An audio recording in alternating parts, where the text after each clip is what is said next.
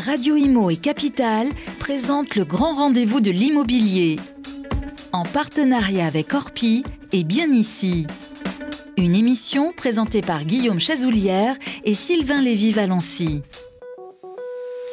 Hello, bonjour à toutes et à tous. Merci d'être avec nous. Nous sommes le 16 avril 2021. Bienvenue dans ce nouveau numéro, 28e numéro du grand rendez-vous de l'immobilier. Une émission qui s'est définitivement installée dans le paysage. Voilà, conseils, actualités sur l'immobilier, le logement au sens large, mais aussi on va parler de construction parce que pour se loger, encore faut-il construire. Comme chaque mois, j'ai le plaisir d'animer cette émission avec mon complice de toujours. Il est rédacteur en chef adjoint de Capital. C'est notre ami Guillaume Chazoulière. Enchanté. Comment ça va, Guillaume? Très bien, comme d'habitude. Bah, tu es magnifique, comme d'habitude. Alors, un an après le début de la pandémie, mon cher Guillaume, qui de confinement en confinement, bis repetita, voilà, 2 fois, 3 fois, 4 fois, peut-être on va continuer. Faut-il continuer d'ailleurs à vivre avec ce virus?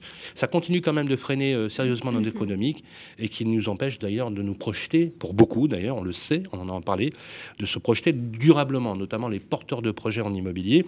Alors on a cherché à savoir comment la crise avait touché le marché de l'immobilier et modifié bien sûr le rapport à l'habitat, le rapport à l'urbanité et le rapport aussi à l'écosystème de notre économie qui est très métropolitaine, n'est-ce pas Guillaume? Oui, et pour ce faire, faire ce retour en arrière d'1 an et nous aider à entrevoir ce qui va se dessiner pour l'avenir, nous aurons le plaisir de recevoir deux invités de marque, j'ai envie de dire aujourd'hui. Christine Fumagalli, présidente du réseau Orpi, premier réseau immobilier français, et Olivier Saleron, président de la Fédération française du bâtiment, qui porte ce nom depuis 50 ans maintenant. Voilà, 116 ans, il n'y a eu qu'un seul changement. Bonjour. J'ai mémorisé, n'est-ce pas? Voilà. Merci à tous les deux d'être avec nous. Et comme tous les mois, les amis, vous retrouvez également vos chroniques préférées. Hein. Elles font un carton d'ailleurs, et c'est normal. Vous avez l'édito de David Benbassa avec Droit dans l'IMO de notre ami Stéphane Moquet. Vous avez le conseil de UFC Que choisir, voilà, sur les bonnes pratiques. Et vous avez toujours, bien sûr, habituellement, dans Ça vous concerne, trois séquences avec experts, avocats, notaires, agents immobiliers, diagnostiqueurs, qui vous répondent à vos questions. Je rappelle que ces questions, vous les posez tous les mois sur le club des proprios, sur la page Facebook de Capital. Voilà, c'est parti pour ce 28e numéro, mon cher Guillaume. On se retrouve tout de suite après ça. Le grand rendez-vous de l'immobilier, le grand témoin. Eh bien, c'est le moment de retrouver nos invités du jour. Christine Fumagalli, présidente du réseau Orpi. Bonjour. Bonjour. Comment ça va? Très bien. Je suis ravi d'être avec vous, comme d'habitude. Ravi d'être là. Nous avons nos habitudes avec Christine. Voilà, toujours l'expertise chevillée au corps et surtout la passion chevillée au corps.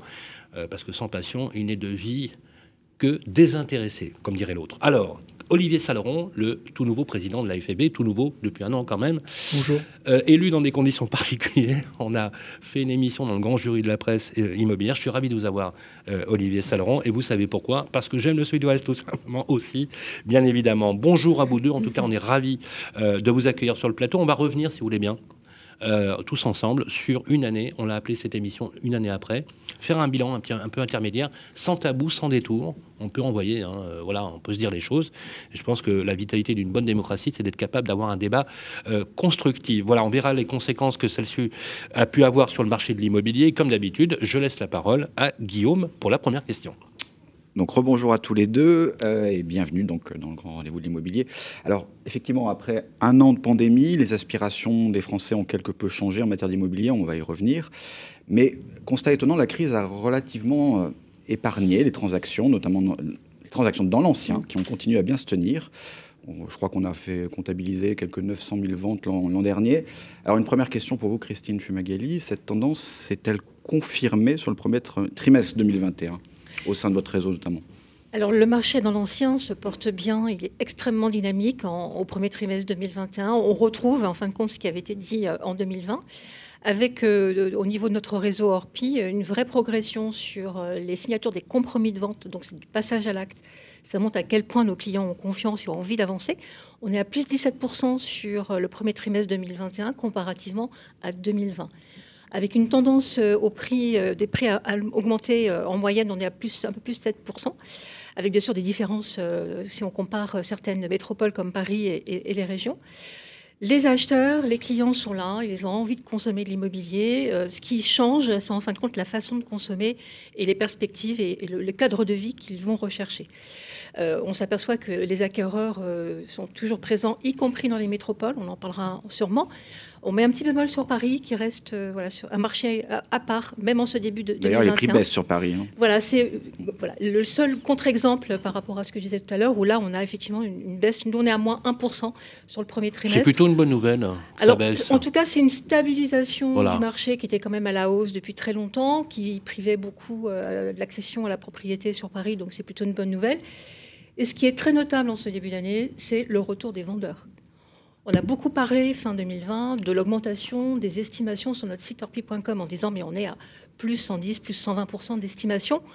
Qu'est-ce que ça veut dire? Est-ce que les vendeurs vont être présents ou pas? Ou est-ce que c'est simplement de la curiosité? Pourquoi on revend aujourd'hui qu'on vend? Eh bien, aujourd'hui, ils sont là. On est à plus 15% de mandats sur le premier trimestre. Ah oui. Les pourquoi? Parce qu'on se dit que la crise va trop durer, que maintenant, si on avait... c'est le moment... On espérait... Pourquoi on revend aujourd'hui pas... Les vendeurs sont aussi les acheteurs, et ces acheteurs qui ont changé d'envie, qui ont envie d'aller ailleurs que dans des centres. Et puis peut-être qu'ils ont attendu une année pour leur projet, qui sont arrivés à maturité, qui se sont dit, bon, on est pratiquement à un tiers de la population vaccinée, c'est le moment de remettre sur le marché. Oui, est-ce que le printemps est porteur, Christine? Alors, plus que de remettre sur le marché, c'est l'aboutissement d'un projet. C'est qu'on s'est posé la question de savoir ce qu'on allait faire. On a beaucoup parlé de ces envies d'aller au vert, d'aller sur la bi-résidence, de l'espace, de l'air. Des maisons, on va en reparler. Et c'est vrai que là, ça se concrétise. En fin de compte, les vendeurs la vendent pour soit racheter plus petit, plutôt pied-à-terre, quand c'est l'hyper-urbain comme Paris, et cherchent à acheter plutôt des maisons sur la côte normande ou la côte... Alors, on va essayer d'approfondir. On s'était parlé, rappelez-vous, on s'est dit que le stock était un peu inquiétant. Hein. Le stock, je parle de biens à vendre sur le marché, dans l'ancien. Bon, je ne parle pas du neuf, carrément c'est marché en berne, comme dirait l'autre. Concrètement, avec la modification, vous l'avez rappelé, des usages, des volontés, des besoins, par rapport à la fois à ceux qui vendent et ceux qui achètent, quels sont les marchés qui ont la cote aujourd'hui? Est-ce qu'on assiste toujours, comme on l'a dit d'ailleurs, à un besoin? Est-ce que l'exode urbain est devenu une réalité, avec l'expertise que vous avez? Et puis, quelles sont les villes moyennes, selon vous, avec peut-être les études que vous avez faites sur le réseau, qui ont la cote aujourd'hui? Voilà. Alors, ce mot exode est fort. Trop fort, juste remettre un bémol. Oui, parce que... Il n'y a pas d'exode urbain. Mais il montre une nouvelle tendance qu'on n'observait pas avant. Il y a une tendance à consommer. Voilà, on aspire à autre chose. Par contre, les métropoles gardent toujours leur attrait, puisqu'on a des volumes en augmentation sur des villes comme Lyon, on a Bordeaux, on a... et Strasbourg, on est quand même sur... Ça, c'est des villes qui attirent. Ouais. Alors, Strasbourg, c'est incroyable. C'est des grandes villes. Plus 13% en volume sur Strasbourg, on est à plus 12 sur Lyon. C'est des grandes villes. On est à plus 25 sur Bordeaux. Et ça revient à ce que je vous disais il y a quelques instants, c'est Bordeaux était plutôt pénalisé l'année dernière par manque de stock. Mais là, le stock se reconstitue et donc les acquéreurs sont là. Et on est à plus 25% en volume sur Bordeaux en ce début d'année.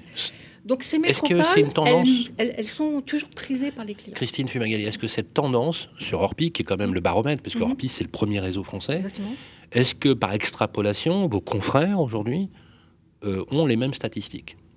Alors on s'entend sur les statistiques et sur ces mouvements de population et ces nouvelles appétences. On a une redirection. En fin de compte, ce qui se passe, c'est que les métropoles avaient une énorme demande depuis très longtemps. Donc même si on baisse en demande sur ces métropoles, il en reste. Donc voilà, je veux juste dire que les métropoles ne sont pas mortes. Mais vous voyez les villes moyennes aussi. Par contre, exactement, les villes moyennes. Alors soit les périphéries dans les grandes villes.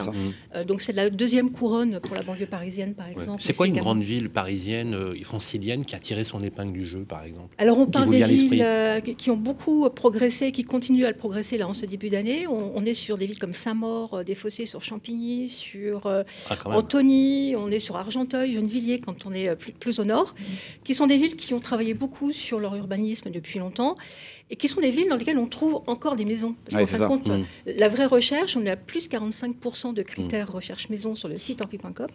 C'est une progression qui est fulgurante. Dans l'ancien, j'entends bien sûr. Et il y a aussi plus de foncier dans ces régions. Plus de foncier et plus de maisons avec du terrain. C'est des villes avec avec des futures gares peut-être aussi. Qui ont déjà des gares. Qui ont déjà Argenteuil. Mais qui feront partie du nouveau réseau de maillage. Ce qui est important, c'est, on le voit, dès que la gare apparaît, sort de terre, le projet se concrétise et le client se dit « Ah bah oui, c'est vrai, Et ça, on le retrouve partout, Lyon, Bordeaux, cette sortie d'agglomération des villes qui retrouvent sur lesquelles on se retourne un peu plus qu'à l'ordinaire. On se retourne un petit peu plus sur ces villes et on a également en région d'autres villes qui sont, j'irais plutôt en troisième couronne, qui vont intéresser des primo-accédants, par exemple. C'est vrai que les primo-accédants sur des villes comme Paris, vu le niveau des prix, ça fait très longtemps qu'on a perdu cette sauf clientèle. Si on répond aux critères du BRS, du bail réel solidaire, lancé par la ville de Paris, quoi. Mais voilà, c'est pas notre cœur de métier avec la clientèle. Non, on va en parler. Mais par contre, on le voit quand on fait des sondages, ces primo-accédants, ils ont envie de passer à l'acte. Bien souvent sur les résidences qu'ils vont acheter en résidence plutôt dite résidence secondaire, conserver un pied-à-terre en résidence principale. Ça, on en parlera tout à l'heure, c'est des parcours résidentiels qui sont un petit peu spécifiques. Et eux, ils vont chercher Mais les villes moyennes, et puis on va voir sur le 9, les villes moyennes qui ont la... Alors on a Limoges qui marche fort, on a La Rochelle, on a Le Havre. Alors le Havre, il explose, cette ville explose depuis 1 an et demi. Ça se confirme en 2021. Le Havre. C'est l'effet Philippe. On s'est posé la question, ça va. Moi, je préfère... Edouard, il était mais sûrement qu'il a donné un coup de projecteur. Moi, je préfère Limoges, pas loin de chez moi. Ça. Donc ça continue sur le premier trimestre et ça va continuer sûrement sur l'année 2021. Il n'y a pas de raison que ça s'arrête. Sur le 9, alors là, c'est différent. Le secteur du bâtiment connaît une crise profonde depuis 1 an avec des permis de construire en chute libre, en chute, oui, on peut le dire. Oui, en chute. Des mises en chantier à la baisse aussi. Dans ce contexte, vous, comment vous comptez répondre? Vous pensez que le bâtiment et la construction, les promoteurs vont répondre à ces nouvelles aspirations? Est-ce qu'il y a possibilité de construire aujourd'hui facilement en dehors de ces grands centres urbains? Et est-ce qu'il n'y a pas un risque que la pénurie s'aggrave encore dans les années à venir? Parce qu'il y a une nouvelle demande autour de ces agglomérations, mais vous ne pouvez pas construire en fait. Et ça va durer? Oui, alors vous parlez d'il y a 1 an, mais moi je parlerai d'il y a 2-3 ans en fait, parce que ces difficultés, cette stigmatisation du logement neuf, cette non-artificialisation des sols, c'est pas le Covid qui l'a créé. C'est pas la loi climat et résilience là qu'ils sont en train de voter là aujourd'hui d'ailleurs. Se loger aujourd'hui à l'Assemblée nationale, c'est tellement important pour nous le monde du bâtiment et de l'immobilier. Mais voilà, ça fait déjà plus de 2 ans que le Premier ministre a dit attention, messieurs les préfets, l'artificialisation des sols niette, sobriété foncière, etc.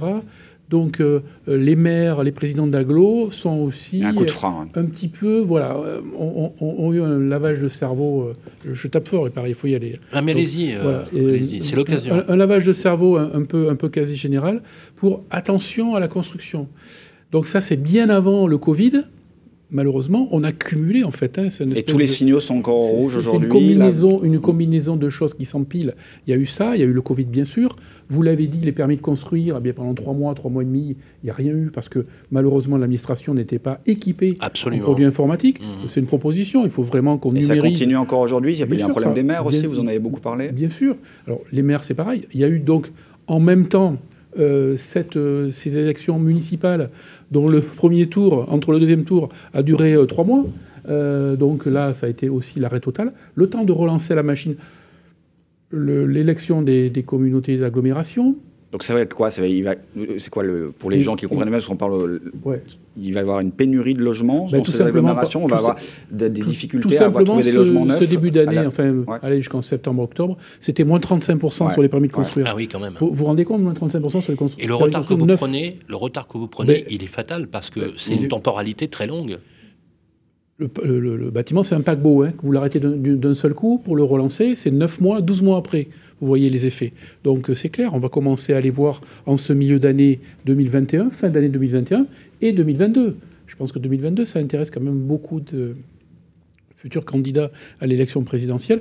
Il faut vraiment remettre le logement au centre de l'économie, ce qu'il n'est pas aujourd'hui. Alors on y a mis des bâtons dans les roues, tout ce que je vous ai dit là, plus on a mis la réglementation environnementale 2020. C'est fantastique. On est les premiers dans le bâtiment à vouloir construire plus écologique, plus durable, etc. Alors c'est quoi les conséquences mais pas en ce moment. Ça veut dire que ça bride le logement, vous le savez bien. Acheter, vendre, investir dans le neuf, c'est psychologique. Donc quand on n'arrête pas de mettre des bâtons dans les roues sur 2-3 ans, quand il faut le dire, tout ce qui est d'imposition concerne plus aujourd'hui, regardez l'IFI, le bâtiment, les biens, le logement est considéré comme une rente. Qu'est-ce que vous voulez dire aux acheteurs là demain, parce qu'on s'adresse à eux, aux acheteurs investisseurs, ça va être quoi les conséquences pour leur logement s'ils cherchent du neuf dans les années à venir? C'est quoi les conséquences directes? Ça va être compliqué si on n'arrive pas à construire. Et mais quelles sont les conséquences? On le voit, on vient de le dire à l'instant, il y a une demande. Il y a une demande non seulement dans les centres-villes, oui, on va pouvoir densifier intelligemment avec des friches, des choses comme ça qu'il va falloir. Mais de toute façon, il faut bien loger dépolluer, les gens. Il va falloir... Il faut bien les loger. Oui, aussi, mécaniquement, ça augmente les prix de l'ancien. Donc, s'il n'y a pas de fourniture à périmètre constant d'au minimum 500 000 logements neufs par an dans ce pays, vu la démographie, ça ne devient pas possible.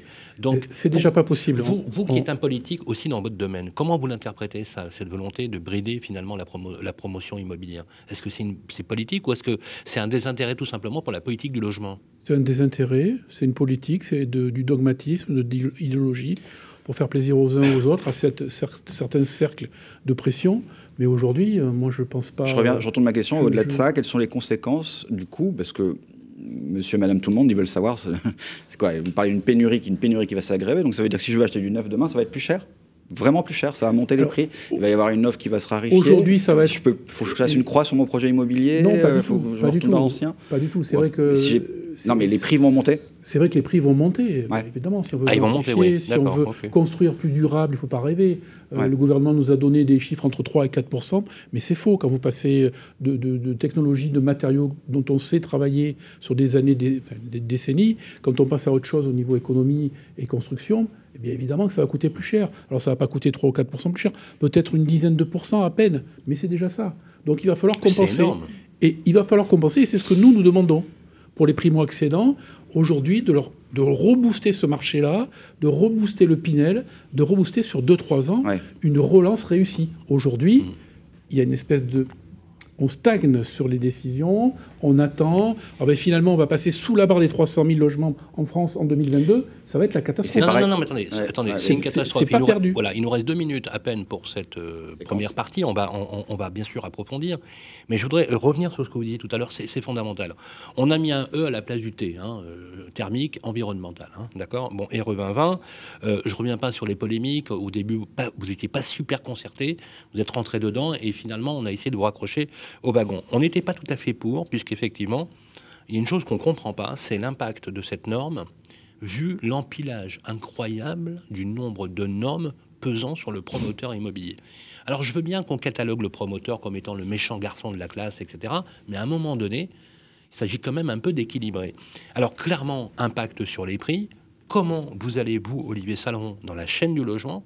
Et puis, il faut savoir aussi que dépendent des promoteurs vos collègues, électriciens, plombiers, la construction, toute la chaîne des métiers, qui aujourd'hui, finalement, n'est pas vraiment à la noce. Quel impact ça va avoir? Et qu'est-ce qu'on peut dire aux gens aujourd'hui en leur disant, voilà, demain, qu'est-ce qui va se passer? Il a raison, Guillaume.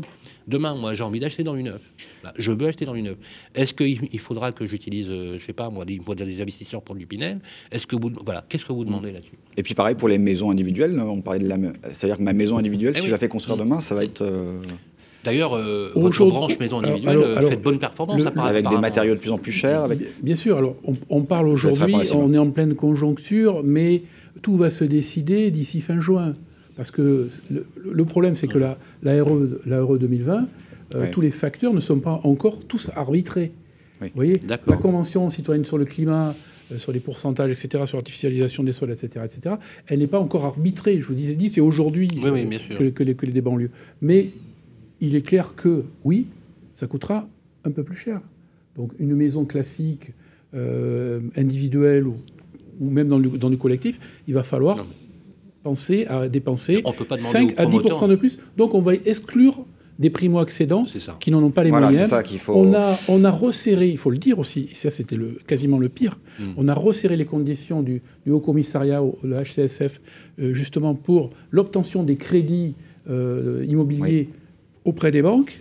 Donc évidemment, on a exclu 20 à 40%. Alors, sauf à gonfler les aides, c'est ce que vous dites dans le prochain loi de finances, on verra. On n'a pas le choix. Aujourd'hui, il faut un focus sur le logement neuf. Il faut aider le logement neuf d'une façon, pour réussir la relance, d'une façon brève, 2-3 ans, En tout cas, il faut le faire. Et ce que l'on a obtenu, vous avez dit la dernière fois, oui, on s'est mobilisés tous. Oui. D'ailleurs, tous les métiers de la construction ont rejoint la Fédération française du bâtiment avec une certaine fierté, parce que nous, on a tapé fort d'entrée.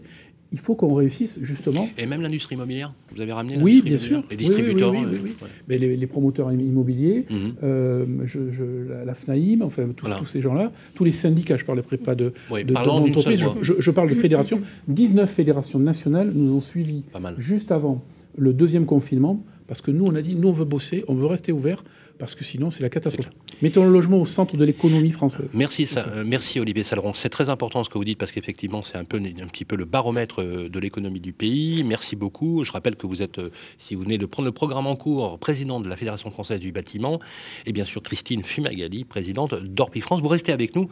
On parlera tout à l'heure, si vous voulez bien, de ce que la pandémie a changé. On en a abordé une partie aujourd'hui, dans cette première partie d'analyse. Les modes, les usages. En fait, est-ce qu'on va passer finalement d'une économie de la propriété à une économie de l'usage, les habitudes de travail, est-ce comment ça influe sur les appartements, les maisons, l'espace, le rapport à l'espace, le rapport à l'air, le rapport à la salubrité aussi de l'air. C'est intéressant parce qu'on prenait les gens pour des bobos il y a quelques années, mais aujourd'hui on voit bien que le réveil est pénible, donc ça c'est clair. Et dans vos questions, merci aussi à tous nos experts qui vont se succéder. C'est la suite du grand rendez-vous de l'immobilier. Ne zappez pas, vous êtes toujours avec nous.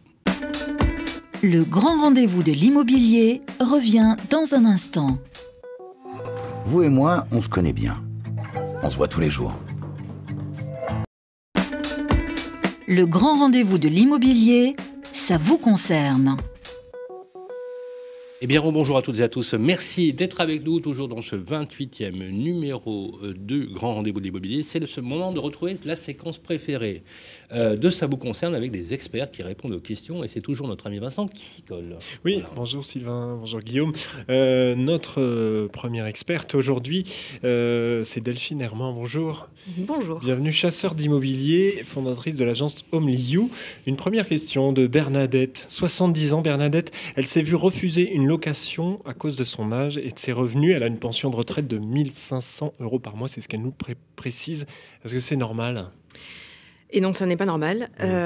D'abord, la situation de Bernadette est touchante, parce qu'on a tous potentiellement un parent ou un grand-parent qui va se retrouver dans cette situation, ou nous, plus tard, parce que la population vieillit. Bernadette, c'est un locataire protégé. Un locataire protégé, c'est défini très clairement par la loi Allure en 2014. C'est un locataire qui a plus de 65 ans. Alors, c'était 70 ans avant la loi Allure. Et qui a de faibles ressources. Ce qui est visiblement le cas de Bernadette avec sa pension de retraite. Voilà. Donc, la difficulté pour le bailleur, quand il est face à un locataire protégé, c'est que s'il veut récupérer son bien, il est obligé de lui proposer de la reloger. Mais il y a des conditions. Le logement qu'on doit lui proposer doit être adapté à ses possibilités, tant financières que physiques. Il doit aussi géographiquement, par exemple, être dans le même arrondissement, même canton, même commune, dans un maximum de 5 km. Et on ne parle pas simplement de lui proposer des offres. On parle d'être allé voir l'autre bailleur et d'avoir son accord pour louer à Bernadette. Si on refuse de louer à Bernadette, on est exactement dans un cas de discrimination à l'accès au logement. C'est extrêmement réglementé. C'est une situation à risque, la situation de Bernadette là-dessus, et c'est identifié et décrit dans le code pénal. La définition est simple. Aucune personne ne peut se voir refuser la location d'un logement en raison d'un critère prohibé. Les critères sont listés. Il y en a un peu plus de 25. Ah oui, quand même. Alors, on connaît un certain nombre de ces critères, ceux dont on a beaucoup entendu parler parce que des testings ont été faits notamment liés à la couleur de peau, liés à la consonance du nom, à l'origine de la personne, etc. Mais il y en a d'autres moins connus, comme le locataire protégé. L'âge. Donc l'âge aussi, bien entendu. La domiciliation de la caution. Quelqu'un qui réside en France, qui réside en France, mais hors métropole, on ne peut pas refuser de louer à un locataire parce que sa caution résiderait dans les dom-toms, ou parce que sa caution est de nationalité étrangère, mais résidant en France. La grossesse. Le handicap, puisqu'aujourd'hui il y a des aides aussi pour que le bailleur puisse mettre le logement aux normes. Et un autre critère parmi les 25 qui est moins connu, c'est le critère des mœurs. Vous ne pouvez pas refuser un locataire parce qu'il serait fumeur.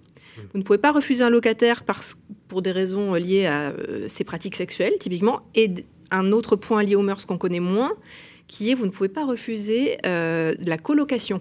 Non seulement vous ne pouvez pas la refuser, mais vous n'allez pas non plus, évidemment, le mettre dans l'annonce immobilière, hein, c'est parfaitement illégal, mais vous ne pouvez pas, parce que vous avez des dossiers de colocation, refuser de prendre des locataires qui seraient en coloc. Les sanctions sont hyper claires. Les sanctions qui sont encourues et par le bailleur et par son éventuel intermédiaire, agent immobilier ou administrateur de biens. Hein. C'est pas parce que le bailleur dit « moi, je ne veux pas ce type de personne » que le professionnel de l'immobilier va pouvoir se cacher derrière. Il est autant responsable. Ça va jusqu'à 3 ans d'emprisonnement et 45 000 € d'amende. Hein. Et même éventuellement l'interdiction d'exercer. Voilà. Donc il y a 2 choses à faire. Quand on est le locataire, si on a le sentiment de vivre une situation de discrimination à l'accès au logement, on saisit le défenseur des droits. C'est assez simple, hein, il suffit d'aller sur le site internet notamment. Et puis on espère que ce genre d'informations vont être de plus en plus connues, notamment par les professionnels de l'immobilier, qui ont un rôle de garant là-dedans. Le décret du 14 octobre 2020, j'espère, devrait aider, puisque dorénavant, l'une des conditions du renouvellement de la carte de transaction, c'est de suivre tous les 3 ans au moins 2 heures de formation sur la non-discrimination.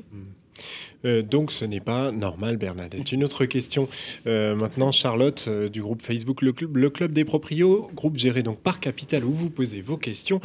Charlotte a investi en Pinel et elle s'apprête à mettre son bien en location. Est-ce qu'elle doit respecter un modèle de bail bien précis ? La question de Charlotte. Ouais, alors on va rappeler déjà rapidement ce qu'est le Pinel. C'est un investissement locatif de défiscalisation, effectivement. Le principe, c'est que c'est un dispositif qui permet aux particuliers d'acheter soit un logement neuf, soit, on le sait moins, un logement ancien entièrement à rénover, dans l'objectif unique de le louer et de bénéficier d'un abattement fiscal. Il y a des conditions. L'investissement Pinel ne peut se faire que dans certaines zones tendues, qui sont listées et facilement accessibles sur Internet, mais qu'on ne va pouvoir mettre en location qu'à condition que le locataire ait un certain niveau de ressources qui est plafonné, qu'il prenne cet appartement ou cette maison en résidence principale, que ce soit loué vide et que la location dure minimum 6 ans. Sur du Pinel, on est sur 6 ans, 9 ans, 12 ans. Les logements doivent aussi être conformes aux règles, à la réglementation et aux normes de réglementation de normes énergétiques en vigueur à ce moment-là. Et pour le propriétaire, il ne peut pas investir plus de 300 000 € par an dans un maximum de 2 logements avec un prix au mètre carré plafonné à 5 500 €. Ça, c'est le cadre. Pour le bail, par rapport à la question qui est posée, globalement, c'est un bail classique de loi 89, mais il y aura 2 points importants qu'il faudra vraiment penser à bien préciser dans le bail. Donc, on va trouver évidemment nom et adresse des 2 parties, bailleur et locataire, la date d'effet, de prise d'effet et la durée du bail. Donc, je rappelle, minimum 6 ans pour le Pinel. Évidemment, la désignation du bien, sa destination, sa superficie, le montant du loyer, éventuellement les modalités de révision du loyer, les modalités de paiement, le montant du dépôt de garantie. Et 2e point qu'on peut mentionner dans tous les baux, mais qu'il est encore plus important de mentionner dans un bail Pinel, c'est le type de travaux qui ont été réalisés par le propriétaire avant la mise en location, avant le début du bail, et le montant de ces travaux. On peut le faire dans tout bail, on ne le sait pas, on ne le trouve pas forcément tout le temps, mais dans le cas d'un Pinel, pour les raisons qu'on vient d'évoquer en termes de défiscalisation, c'est important. Et bien entendu, ne jamais oublier les annexes, diagnostics techniques obligatoires, dont les DPE, qui vont être opposables à partir du 1er juillet, et évidemment l'état des lieux. Merci beaucoup Delphine Herman, homeliu.fr, chasseur immobilier. À très bientôt dans le grand rendez-vous de l'immobilier. Merci Vincent, et on va passer tout de suite à l'édito de notre ami David Benbassa. Merci à vous. Le grand rendez-vous de l'immobilier, l'édito de David Benbassa. Rebonjour à toutes et à tous. Si vous nous prenez en cours de route, vous êtes dans votre 28e numéro du grand rendez-vous de l'immobilier. On est ravis d'être avec vous, avec nos partenaires de Capital. C'est l'heure de l'édito tant attendu chaque mois de David Benbassa. Il est sur notre plateau. Salut David. Bonjour Sylvain. Comment ça va ? Très très bien. Alors aujourd'hui, vous allez parler de science-fiction. Voilà, c'est Star Trek. Voilà, c'est téléportation. C'est quoi alors ? Ou retour vers le futur, on ne sait pas. Ah tiens, retour vers le futur. C'est un peu ça, parce qu'on va essayer d'imaginer l'agence immobilière de demain, le travail de l'agent immobilier, comment tout ça évolue et comment ça a évolué depuis 1 an. Depuis 1 an, on peut quand même le constater, il y a eu une vraie évolution des comportements immobiliers des Français. C'est clair, sur leur façon de rechercher, leur façon de bouger. Mais ils ne sont pas les seuls, parce qu'au gré des annonces du gouvernement, les agents immobiliers aussi ont dû adapter leur façon de travailler. À un moment, ils ne peuvent plus travailler, à un moment, ils peuvent, mais après, c'est fermé, après, c'est ouvert. Enfin, c'est assez compliqué. Donc, il a fallu qu'ils s'adaptent. Alors, il y a certaines méthodes et certaines façons de travailler qui vont perdurer. On va peut-être lister un petit peu tout ça. Alors, Le premier changement qui a impacté cette crise sanitaire, c'est la relation avec le client. Réellement, entre les gestes barrières, le masque, l'impossibilité de recevoir à l'agence, c'est autant d'éléments qui entravent la découverte client, réellement. Maintenant, il a fallu peut-être apprendre, pour eux, d'autres méthodes pour cerner le client, ou pour le client cerner l'agent immobilier, sans la poignée de main franche et amicale, sans le sourire qui est important. Il y a juste tout se passe dans les yeux. Donc c'est compliqué aussi d'aborder tout ça. Alors la visio, on pourra le dire, a fait gagner du temps, mais elle a fait perdre avec ce langage corporel qui est tellement important pour tisser et créer cette relation de confiance. Donc moi je pense que l'agence immobilière, si on en parle d'une manière générale, a quand même une bonne longueur d'avance et va créer ce lien physique entre les personnes. Donc cette agence, d'ailleurs, depuis quelques années, elle a beaucoup évolué, en tout cas dans son aménagement. Elle est beaucoup plus cosy, l'ameublement est beaucoup plus agréable, et ça crée finalement un lieu propice aux confidences pour se livrer et trouver son futur bien. Par contre, ce qui manque, et ce qui va évoluer dans cette agence immobilière, il faut qu'elle se digitalise un peu plus fortement. Donc l'impact de la situation, effectivement, qu'on vit depuis un an, c'est bien sûr la montée en puissance de la digitalisation. Elle est devenue essentielle dans la relation avec le client. Le client, c'est vous, c'est nous, c'est celui qui est extrêmement connecté, qui a besoin de réponses extrêmement rapides. Donc ce client hyper connecté, il faut s'adapter à lui. Et l'agent immobilier, maintenant, il doit être prêt à faire bouger sa relation, être beaucoup plus peut-être sur les messageries instantanées, sur du WhatsApp. Elle peut être prête à utiliser des chatbots sur son site. Elle peut aussi être prête, et c'est de plus en plus le cas, à se positionner sur les réseaux sociaux. Ça, c'est la relation client. Alors, il y a eu des évolutions extrêmement importantes aussi sur les annonces immobilières. Les annonces immobilières, on a connu l'avènement de la photo avec le développement des portails immobiliers. Avant, les photos dans les agences, on en faisait une et ça suffisait. Avec les portails immobiliers, il a fallu beaucoup plus d'agences. Avec cette crise et finalement le fait de ne plus pouvoir se déplacer, les visites virtuelles se sont réellement imposées au cours de cette année. Les prestataires l'ont dit avec l'évolution de leur chiffre d'affaires et de leur vente. Nous, ce que l'on a pu constater depuis un an sur Bien Ici, c'est que le volume d'annonces publiées avec une visite virtuelle a tout simplement été multiplié par 2. Waouh! Ça, c'est important. Mais surtout dans un marché de pénurie d'offres, le volume d'offres n'a pas forcément augmenté d'une année sur l'autre. Autre élément quand même, et qui va montrer la marge encore à couvrir, c'est que 20% des nouvelles annonces qui sont diffusées sur Bien Ici, chaque mois, toutes les nouvelles, 20% ont une visite virtuelle. Donc ça laisse quand même un petit peu de champ de progression. On n'est pas à 100%. En même temps, tous les biens ne nécessitent pas une visite virtuelle. Mais on peut penser qu'effectivement, ça va devenir une norme. Peut-être que cette norme va évoluer pour faire de la visite commentée, un rendez-vous à distance. Mais en tout cas, la visite virtuelle, quand on ne peut pas se déplacer ou quand on veut l'acheter un petit peu plus loin, va devenir essentiel. Une autre évolution, la prise en main réelle des outils digitaux. Un que je cite, mais que vous savez déjà, en premier lieu, c'est la signature électronique. Oui. Dès le premier confinement, dès le 17 mars, 18 mars, la signature électronique est devenue une pratique courante et qui maintenant se généralise de manière très importante. Il y a eu aussi les dossiers partagés en ligne qui permettent, vous savez, de synchroniser, de garder de manière sécurisée tous les documents qui sont liés à une transaction. Quand on n'est pas forcément au même endroit, on emporte avec nous l'ensemble des documents. Donc, qu'est-ce que ça va devenir à l'avenir? Est-ce qu'on peut imaginer un profil immobilier digital, comme il y a le carnet de santé numérique? Vous savez, le dossier médical numérique. On peut penser qu'on aurait un dossier qui permettrait de simplifier les démarches lorsqu'on recherche un bien à louer ou acheter. On aurait tout dans son carnet de santé immobilier. Ce qui est important pour l'agent immobilier, finalement, c'est qu'il se concentre sur des tâches à forte valeur ajoutée.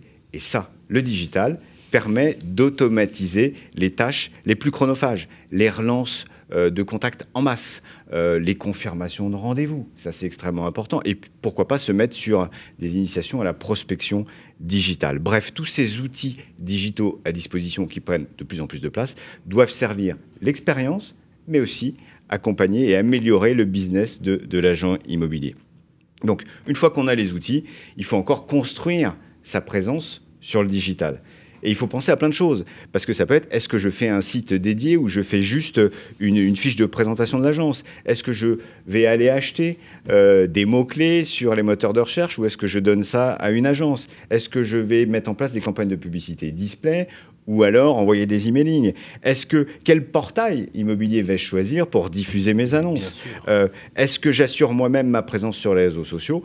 Et enfin, comment je fais pour améliorer et gérer mes avis clients sur la toile. Ça, on le sait, c'est extrêmement important aussi pour les agents immobiliers et pour l'ensemble des consommateurs. Dernier élément pour moi qui est aussi essentiel, c'est savoir utiliser la data. On en parle souvent, la donnée.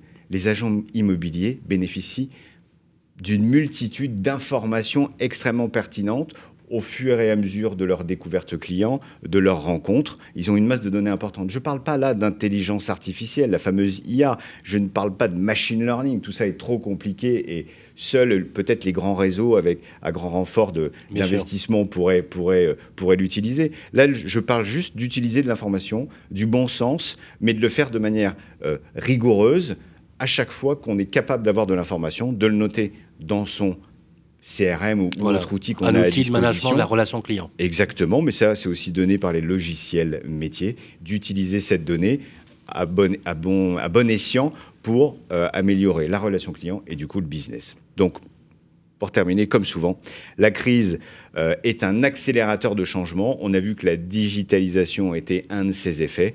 On va suivre tout ça dans l'avenir, mais fort est à parier qu'ils vont garder des outils à disposition. Voilà, excellent finalement édito, puisque c'est vraiment la compilation d'une année après avec les transformations à venir. J'allais dire qu'à peine vous décrivez le futur, que vous écrivez aussi en même temps l'histoire de votre métier. Merci David. Merci. Magnifique. Retour vers le futur, ils sont forts. Ouais, bravo. Ouais, voilà, ça c'est voilà, un petit clin d'œil à nos techniciens. Merci. En tout cas, on vous retrouve tout de suite. Vous restez avec nous, David, parce qu'on va appeler un professionnel, Alexandre Tesquet, franchisé Stéphane Plaza à Marly-le-Roi. Je vais y arriver, pourtant il est connu quand même, hein, Stéphane Plaza. On se retrouve tout de suite. On va l'appeler au téléphone pour votre Focus Immo. Le grand rendez-vous de l'immobilier, Focus, marché de l'immo, par David Benbassa. Et voilà, David Benbassa est resté avec nous sur le plateau pour ce 28e numéro, pour son Focus Immo. Nous avons appelé qui aujourd'hui, David ? Aujourd'hui, j'ai souhaité appeler Alexandre Tesquet de l'agence Stéphane Plaza à Marly-le-Roi pour évoquer effectivement avec lui l'agence immobilière de demain et l'impact qu'a eu cette crise. Bonjour Alexandre. Oui, bonjour David.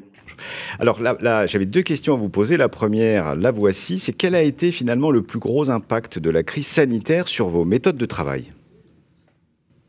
Écoutez, effectivement, les méthodes de travail se sont encore plus digitalisées qu'elles n'étaient auparavant, puisque nous avons usé d'astuces pour pouvoir rester en contact avec nos clients, à savoir des rendez-vous qui ont été beaucoup plus poussés par téléphone ou en visio, pour leur proposer des préestimations par visio ou par des séries de photos qu'ils nous envoyaient, puisque effectivement, à plusieurs moments, nous avons été confinés et reconfinés par la suite, où il a fallu satisfaire effectivement nos clients sur leurs projets et pouvoir les laisser continuer à cheminer le projet de demain qu'ils avaient par l'intermédiaire de tous nos outils, que ce soit par des visites virtuelles, que ce soit par des visites FaceTime ou WhatsApp, pour pouvoir avoir ce contact avec nos clients et continuer à ce que la chaîne immobilière puisse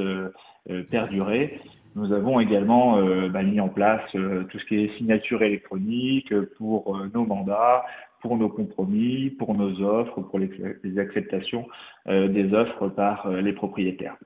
D'accord, donc vous avez réagi extrêmement rapidement. Et est-ce que vous avez constaté une évolution des comportements de la part des clients acheteurs et vendeurs ? Est-ce qu'ils étaient rassurés, inquiets ? Comment leur comportement a-t-il évolué ? Écoutez, le comportement des clients ont vraiment évolué depuis le premier confinement. Il faut savoir que les besoins de nos clients ont largement évolué, leurs envies aussi. Il se trouve qu'aujourd'hui, chaque personne aujourd'hui dans les entreprises, on a permis le développement du télétravail, ce qui veut dire que les acquéreurs ont je dirais, des besoins supplémentaires, d'avoir une pièce supplémentaire, notamment pour leur bureau, et non pas un coin bureau dans un salon, pour pouvoir effectivement réaliser leur travail au mieux dans les meilleures conditions.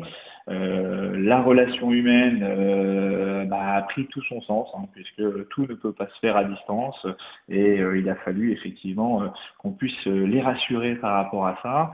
Alors après, voilà, les visites virtuelles ont largement contribué effectivement à pouvoir faire ces premières visites, ou après derrière, lorsque les clients venaient visiter, c'était comme des contre-visites, et il y avait un intérêt qui était certain et sur lequel on a pu filtrer encore beaucoup plus effectivement les demandes de nos futurs acquéreurs. Ce qu'il faut savoir également, c'est que je dirais, on n'est pas dans l'immobilier neuf, on n'achète pas sur plan, donc c'est un outil d'aide à la décision, mais ça n'a pas contribué effectivement à faire des ventes à distance définitives. Nous avons, au niveau de la chaîne immobilière, enfin du réseau Stéphane Plaza Immobilier, créé ce qu'on appelle un click and collect, un click and reserve plutôt, sur lequel les acquéreurs ont pu, je dirais, pré-réserver un bien avec, dès la sortie du confinement, pouvoir le visiter. Sur ce troisième confinement que nous vivons, désormais, nous pouvons effectivement faire les visites, ce qui n'était pas le cas sur le deuxième confinement du mois de novembre. Et du coup, continuer à travailler plus sereinement aussi avec ces outils digitaux. Merci beaucoup, Alexandre, pour ce témoignage. Merci à vous. Le grand rendez-vous de l'immobilier, ça vous concerne. Rebonjour à toutes et à tous, toujours dans votre 28e numéro du Grand Rendez-vous de l'Immobilier. C'est un rendez-vous qui est fait pour vous. Deuxième partie, ça vous concerne. Avec nous sur le plateau, Maître Rossi Landy, avocat à Paris. Bonjour. Bonjour. Comment ça va? Bien. Ça fait un moment qu'on ne s'est pas vu. Un an. Voilà, une année. C'était long. Il va falloir réparer cette injustice, mon cher Vincent. On va s'y employer. Voilà. Avec des questions pour commencer. Une première question pour vous, Maître. Michel du groupe Facebook Le Club des Proprios. Michel a obtenu fin décembre 2020 un jugement d'expulsion d'une locataire pour non-paiement de loyer. Il a entendu dire que dès lors que les forces publiques tardent à exécuter l'expulsion, l'État peut indemniser le propriétaire. Qu'est-il en droit de réclamer notre auditeur? Effectivement, c'est assez méconnu d'ailleurs, cette possibilité qu'ont les propriétaires qui sont bénéficiaires d'un jugement d'expulsion. En fait, il faut comprendre qu'une décision d'expulsion, c'est un titre exécutoire.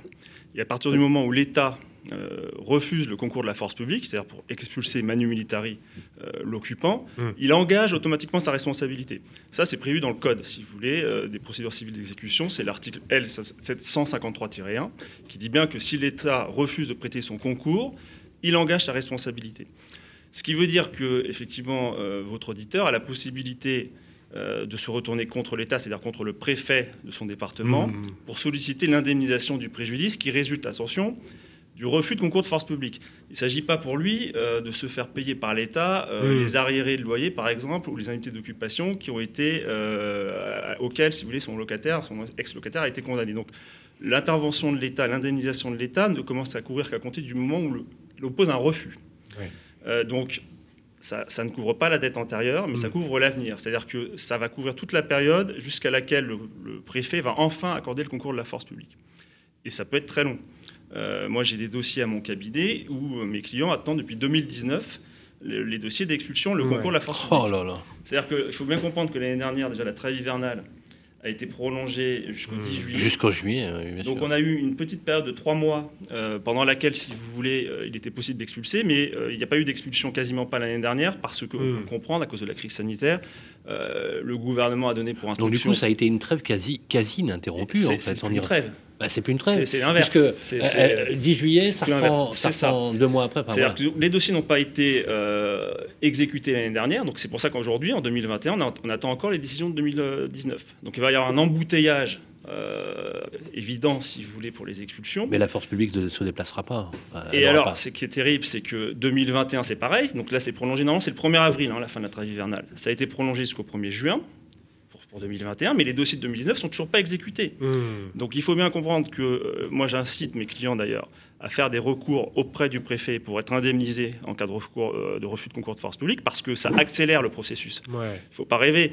Les dossiers où il y a un propriétaire qui a fait un recours indemnitaire, il est évident qu'il va devenir prioritaire sur les autres. Mais oui, parce qu'il est fondé. Parce que c'est l'État qui paye. Mais oui, il est fondé en droit, donc forcément l'État va je n'ai pas bien compris par rapport à la question de Michel, là, parce qu'il estime être en droit d'attendre quelque chose, là, mais il a obtenu le jugement en décembre 2020. Oui. Ce qu'il faut lui expliquer, il faut l'exécuter. Pour l'instant, il réclame rien. Il n'a rien à réclamer parce qu'on est en pleine trêve hivernale, donc c'est normal. Sauf que la ministre a dit que normalement, la trêve hivernale est prolongée effectivement jusqu'au 1er juin, mais pour les propriétaires, il y aura quand même une indemnisation qui commencera à courir à compter du 1er avril, qui est la date habituelle. D'accord. Et donc, ça fait suivre ma question. C'est quoi l'indemnisation, en fait? Alors, l'indemnisation, c'est censé couvrir effectivement l'indemnité d'occupation. En général, le jugement condamne l'occupant, si vous voulez, à une indemnité d'occupation jusqu'à la libération des lieux. Ça équivaut à un loyer. Ça équivaut au loyer actuel, si vous voulez. On peut parfois aussi obtenir des dégradations, ce genre de choses, mais c'est compliqué. Ce qu'il faut savoir aussi, c'est important aussi, c'est qu'il y a des préfectures qui mettent sur leur site internet des formulaires qui permettent aux propriétaires de remplir, de donner les justificatifs et de s'adresser directement au préfet. Et maintenant, depuis quelques années, on arrive à trouver des accords assez faciles avec les préfectures. On n'est plus obligé de faire un recours dans le tribunal administratif. Justement, le recours indemnitaire, il est fondé en droit, donc il est toujours recevable. Toujours. Finalement, c'est le bon moyen de faire flipper l'administration et de leur dire, voilà... c'est important de communiquer là-dessus parce que les gens ne le savent pas. Le bon conseil, notez-le, les amis, notez-le. Le recours indemnitaire, on fait comment pour en savoir plus? Alors, à Paris, c'est facile. Il y a un formulaire sur le site de la préfecture de police. C'est plus compliqué. Par exemple, à Créteil, il n'y a pas de formulaire. Donc, il faut faire une lettre recommandée, envoyer le jugement, monter un dossier avec le préjudice, c'est-à-dire les indemnités d'occupation, et dire j'ai eu un refus de concours de force publique à telle date. Je demande l'indemnisation jusqu'à la libération. En général, il y a toujours un avocat, un huissier qui est au courant quand même. Non, l'huissier peut le faire, mais il est recommandé évidemment de faire appel à un avocat. Maître Rossilandi, une autre question maintenant de Claire sur le groupe Facebook. Le syndic de Claire lui refuse un devis pour une société de nettoyage au motif que l'entreprise n'est pas connue de ses services. Est-ce que c'est normal? C'est limite. C'est limite. En fait, c'est intéressant comme question parce que l'entretien de l'immeuble fait partie effectivement des rares prérogatives qui appartiennent au syndic. C'est un pouvoir propre que lui confère l'article 5 du décret de 65 sur la copropriété. Effectivement, c'est un pouvoir propre du syndic. L'entretien et donc le nettoyage fait partie de l'entretien courant, si vous voulez, de l'immeuble. Alors, donc c'est effectivement son pouvoir propre. Le syndic a raison de lui dire. Maintenant, la raison invoquée me paraît un peu contestable. Ce qu'on pourrait conseiller à votre auditrice, c'est de faire inscrire à l'ordre du jour de la prochaine résolution de l'Assemblée générale de copropriété, si vous voulez, une résolution qui serait effectivement de proposer cette nouvelle société de nettoyage. Donc ça, la possibilité de le faire, c'est l'article 10 du décret de 67, du 17 mars 67, qui vous dit clairement que n'importe quel propriétaire peut faire inscrire à l'ordre du jour de la prochaine Assemblée générale une question qui pourrait être changement de société de nettoyage. Alors je lui conseille de joindre évidemment le devis de cette nouvelle société de nettoyage et de rédiger à l'avance quand même le projet de résolution pour pas qu'il y ait un refus du syndic. Et si l'Assemblée générale adopte cette résolution, elle pourra imposer le choix de cette nouvelle société de nettoyage au syndic. Merci beaucoup, Maître Rossilandi. À très bientôt. On retrouve votre cabinet sur Rossilandi sur les moteurs de recherche assez facilement. Rossillandiavocat.fr. Merci. Voilà, merci Vincent. Et on poursuit toujours notre cheminement pour ce 28e numéro du Grand Rendez-vous de l'Immobilier. À tout de suite.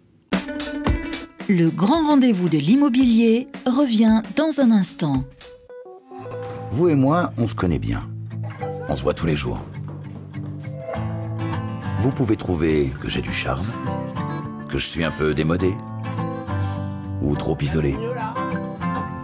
Je suis capable de faire rêver comme d'empêcher de dormir. Mais même quand je ne suis pas là, on parle de moi. Et s'il arrive que l'on me quitte, c'est toujours bon de me retrouver. De m'avoir, tout simplement. Je suis l'ancien, l'actuel, le prochain. Je suis le bien, celui que vous voulez acheter, vendre, louer ou faire gérer. Orpi, des femmes et des hommes pour votre bien. Harold se sent bien ici. Il y a une bonne boulangerie. C'est bien ici. Il est à 5 minutes de l'école, 20 minutes de son travail. C'est bien ici. Et il adore nager. C'est bien ici. C'est sur bienici.com qu'Harold a eu son coup de cœur. Et c'est bien ici. Pour une recherche immobilière innovante, par vie de quartier et temps de trajet. Bienici.com, la meilleure façon de trouver son futur logement. Le Grand Rendez-vous de l'Immobilier, le grand témoin. Eh bien, rebonjour à toutes et à tous si vous venez d'arriver sur ce 28e numéro de votre Grand Rendez-vous de l'Immobilier, parce que c'est d'abord le vôtre. Mesdames et messieurs, on est ravis aussi que vous postiez vos commentaires et vos questions auxquelles nous répondons tous les mois sur le Club des Proprios. Alors c'est l'heure de passer cette deuxième partie à Guillaume avec nos invités, Christine Fumagalli, présidente d'Orpi France, et Olivier Saleron, le président de la Fédération française du bâtiment. Merci encore une fois de prendre le temps de passer par le grand rendez-vous de l'immobilier. On va maintenant nous intéresser à l'impact de la crise sur le parcours résidentiel. On appelle ça comme ça, un parcours résidentiel. C'est comment je chemine pour essayer de construire effectivement ma résidence principale, bien évidemment, secondaire quand on a les moyens, hein, bien évidemment aussi. En sachant que le bâtiment, c'est quelque chose, le logement a un phénomène aussi d'identification sociale, sociétale. C'est aussi une stabilisation. On sait que l'impact sociologique, ou même anthropologique du bâtiment et de la construction a un impact bien plus loin. Moi, je déplore parfois qu'on pense pas aussi à ça. C'est aussi une identité sociale. N'est-ce pas, mon cher Guillaume ? Tout à fait. Oui, eh bien, allons-y, voilà. C'est comme ça qu'on fait. Hein. Bon. Alors, depuis un an, oui, effectivement, il y a plusieurs facteurs. Il y a le développement du télétravail, la volonté de certains Français de se reconvertir et changer de vie, de bouger, quoi. Tout ça, ça s'installe un peu partout et peut-être de façon durable. Alors, du coup, ma question, c'est de quelle manière ces nouvelles variables peuvent-elles modifier profondément notre rapport au logement dans les années à venir ? Concrètement, va-t-on être amené à acheter et revendre plus souvent pour changer de logement, à privilégier quand on le peut, hein, plusieurs logements avec un petit pied-à-terre dans un endroit et puis une résidence ailleurs. Qu'est-ce que vous observez d'ores et déjà et qu'est-ce que vous imaginez peut-être pour la suite Voilà, une espèce d'immobilier un peu plus nomade, vous voyez ?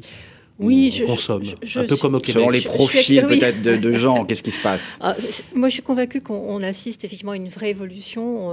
Aujourd'hui, on consomme l'immobilier un peu comme on consomme sa voiture, comme on consomme aujourd'hui des vêtements. C'est-à-dire qu'on a un parcours qui se raccourcit. C'est-à-dire qu'acheter aujourd'hui de l'immobilier pour y rester 20, 25 ans, 30 ans, le transmettre à ses enfants, je pense que c'est une autre époque et que ce qu'on a vécu en 2020 a accéléré ce phénomène puisqu'on l'avait déjà constaté fin 2020. Aujourd'hui, ce qui s'est passé avec le confinement, c'est une vraie prise de conscience que, d'abord, quand on est enfermé, on a un rapport à son logement qui est différent. C'est pour ça qu'aujourd'hui, les tendances sont plutôt vers la maison, plutôt vers le vert, plutôt des espaces dans lesquels on peut travailler, on peut cohabiter. Parce qu'avoir un logement juste pour dormir le soir, se relever le matin, partir travailler et y rester toute la journée avec ses 2 enfants et travailler en même temps. En fait, c'est intéressant ce que vous dites, c'est que pour la première fois de l'histoire, pour la première fois de l'histoire depuis quelques années, enfin, les gens ne se rappellent pas quand même qu'en un siècle, il y a eu 4 pandémies. La dernière date de 62, 54, 46, et on s'en rappelle plus. Hein. La seule dont on se rappelle, c'est celle de la grippe espagnole entre 18 et 1922. Est-ce que les gens ont pris conscience que finalement, l'espace dans lequel ils vivaient, finalement, il y avait une précarité de l'espace ? Ça a été une prise de conscience ? Alors, précarité, je ne sais pas si c'est le mot exact. En tout cas, une prise de conscience que si on doit y vivre de façon durable, tous ensemble, dans la cellule familiale, ce qui avait été acheté pour des raisons de commodité, par exemple, ne correspond pas à ce style de vie. Et que l'arrivée du télétravail, qui est là quand même depuis de nombreuses années, mais ce boom du télétravail forcé qu'on a connu, a fait une prise de conscience terrible. C'est-à-dire qu'on peut faire du télétravail. Regardez les chefs d'entreprise aujourd'hui qui évoluent aussi sur cette conception, même dans les TPE ou les PME, au-delà des grandes entreprises. On sait que ça s'installe dans le code du travail. Donc, dans la mesure où on a cet élément, et c'est peut-être pour ça qu'on a une différence, Sylvain, tu disais par rapport aux autres pandémies, c'est qu'on a cette modification du monde du travail qui, en fin de compte, nous fait dire que peut-être qu'on peut aller ailleurs, être plus loin de son lieu de travail que faire une demi-heure, 1 heure ou 3/4 d'heure ou 1 heure et demie de transport 1 fois ou 2 fois par semaine, c'est moins pénible que de le faire tous les jours. C'est clair. Voilà. C'est clair. Donc forcément, on a transformé cette relation et on le voit aujourd'hui. Et ça, selon vous, ça va durer ? C'est-à-dire qu'il y a quelque chose de structurant dans une façon de travailler sur ce marché ? Alors, moi, je suis intimement convaincue que oui, parce qu'on n'aurait eu qu'une période de confinement très courte. Bon, pour bouger des codes, c'est un peu compliqué. Aujourd'hui, on en est à 3e confinement. Tu parlais éventuellement à 4e tout à l'heure. On ne peut pas prédire l'avenir, mais là, ça fait plus d'1 an qu'on fait. Oui, parce que ça va durer, mais alors ça va s'installer parce que le phénomène, il n'est pas massif aujourd'hui. C'est pas tout le monde qui achète une maison. On parle à qui alors, ça veut dire que ça va s'installer dans le temps. Oui, et que peut-être ça va toucher d'autres personnes qui aujourd'hui... Parce que concrètement, aujourd'hui, le mouvement, il concerne qui ? C'est Epsilon ? C'est vraiment une tendance de fond ? La mise au vert C'est une vraie tendance de fond. Quand on est avec, si on a 100 000 transactions, par exemple, sur l'année dernière, c'est quoi ? Alors, je n'ai pas le chiffre sur les 900 000 transactions. Ce qu'on constate, nous, c'est que ce boom aujourd'hui des compromis que l'on a sur le premier trimestre, c'est l'aboutissement des projets qui ont mûri post-confinement. et qu'aujourd'hui, les mises en vente des vendeurs et des projets qui évoluent, cette augmentation des transactions se fait au bénéfice principalement des villes moyennes et des régions. D'accord, ce qu'on disait tout à l'heure. Voilà. Et c'est la traduction qu'on renverse les codes. On se pose même la question de savoir si des villes comme Paris voient leur population modifiée et que l'appartement familial qu'on avait à Paris avant se transforme pas en petit appartement plus pied-à-terre et que par contre on a une résidence principale. Ça, vous envoyez ça. Et ça, on le voit, on a une vraie demande parce que la famille a envie d'espace et se dit je viendrai sur Paris. Peut-être un jour, quand on aura le droit de revenir voir les spectacles, aller au restaurant. Ou pour venir faire un peu de télétravail. Voilà, ce phénomène aussi de faire en sorte que les métropoles qui étaient attractives par la proximité du lieu de travail, qu'on résout avec le télétravail en partie quand on peut, qui permettaient de pouvoir sortir, voir des spectacles au restaurant, etc., profiter du centre-ville, ça fait 1 an qu'on vit ça. Ouais. Et c'est là que finalement que les territoires de taille moyenne tirent leur épingle du jeu. Olivier Salaron, les primo-accédants, comme vous le savez, notamment aussi sur le neuf, c'est un peu le tracteur du marché. D'ailleurs, on va dire que c'est le ventre mou finalement du marché qui tracte beaucoup. Je pense qu'on est tous d'accord là-dessus. Et puis il faut savoir que c'est un besoin, j'allais dire, maslowien. C'est la pyramide de Maslow, on a besoin de se loger. C'est un besoin primaire, on est d'accord. Alors, je ne reviens pas sur la politique du logement, mais effectivement, on devrait l'intégrer. Est-ce que vous constatez aussi qu'il y a toujours autant d'envie de devenir propriétaire, vous, de votre point de vue? Bien sûr, Madame vient de le dire à l'instant, on veut un peu plus de volume parce que justement, le télétravail, moi je pense qu'il va être durable, le télétravail. Pandémie ou pas, pendant les prochains siècles, c'est pas grave.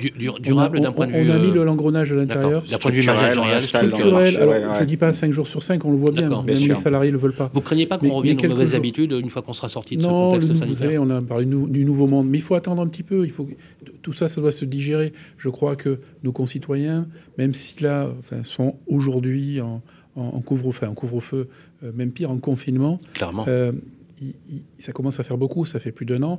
Et puis même, ça va digérer tout ça. Et puis finalement, oui, ils vont vouloir, comme dit Madame, plus d'espace, peut-être une pièce de plus pour faire un bureau, parce que comme il y a les gosses qui font ou pas, ou être en même... Oui, mais il y a aussi la dimension. Il y a un truc que je retiens vraiment, et un peu plus de verdure. Vous savez, un petit jardin, un petit lot plein de terre où on fait pousser 2-3 tomates cerises, mais même pour se mettre dans une chaise longue, même si une terrasse plus grande. Justement, il y a cette dimension-là, mais ça, imaginons... C'est pas que pour le neuf, ça. On parle beaucoup de neuf. On parle d'usage, oui, bien sûr. Le neuf dans le bâtiment, c'est 45%. Les 55%, c'est la rénovation. Rénovation énergétique. Nos concitoyens qui sont restés tout l'hiver dernier, cet hiver, en confinement, etc. Absolument. Ils ont consommé. Ils ont dit, là, c'est pas chouette. Moi, je veux rénover mon logement. Je veux peut-être créer d'autres espaces. Je veux peut-être créer aussi une espèce de bout de terrasse ou quoi que ce soit. Bien sûr. Ça, sur les propriétaires. Mais aussi, là où il y a un gros boulot à faire, c'est les propriétaires bailleurs, bien sûr, en locatif, mais en logement social. J'ai visité il y a 1 mois de ça, donc avec la ministre du Logement, Emmanuelle Vargon, tout un ensemble de plusieurs centaines de logements. Oui, au Lila. Il leur crée des grandes terrasses Absolument. de 15 mètres carrés, un truc hallucinant, 12 mètres carrés. C'était extra. Ouais. C'est des gens qui sont en première couronne, en fait, et qui vont pouvoir disposer. Donc voilà, besoin de rénovation énergétique, mais aussi d'espace. Et le primo-accédant, le jeune, qui voulait à la base devenir propriétaire de sa résidence principale, aujourd'hui, du fait que tout ça change, il peut se dire demain je vais peut-être bouger de région. Est-ce qu'il est forcément ancré dans la ville, par exemple en agglomération parisienne, où il se dit peut-être que je vais changer mon fusil d'épaule et je ne vais pas forcément acquérir une résidence principale, je vais peut-être... Parce que demain, je ne sais pas, je vais être plus mobile avec le télétravail, que je ne vais peut-être pas m'attacher à Paris tout de suite ou à la banlieue parisienne, mais je vais... Ou alors, du coup, louer et peut-être faire un investissement locatif, justement. Est-ce qu'on voit ces tendances-là plus que... Oui, bien sûr. Et ce que l'on voit surtout, c'est... Passer de la résidence principale à autre chose pour les jeunes. Moi, ce que je pense aussi, c'est que ça crée de plus en plus d'inégalités. Ne faisons pas de généralité. C'est-à-dire, il y a des salariés qui ne peuvent pas aller à 2 heures, 3 heures de route, mais bien sûr. De train. Et tout le monde ne peut pas faire du télétravail, pour le rappeler aussi. Acheter ou louer un petit appart en ville, justement pour l'occuper 1 jour à 2 jours par semaine, et le reste du temps avoir une petite maison, justement, avec un joli jardin, etc. Il y a des gens nos concitoyens, c'est ça. Ça dépend. Demandez à nos ouvriers du bâtiment, ils ne peuvent pas vivre à 3 heures de leur lieu de travail. Donc c'est à eux qu'il faut penser. C'est à eux quand on parle de densifier les villes. C'est très important, aussi non-artificialisation des premières couronnes.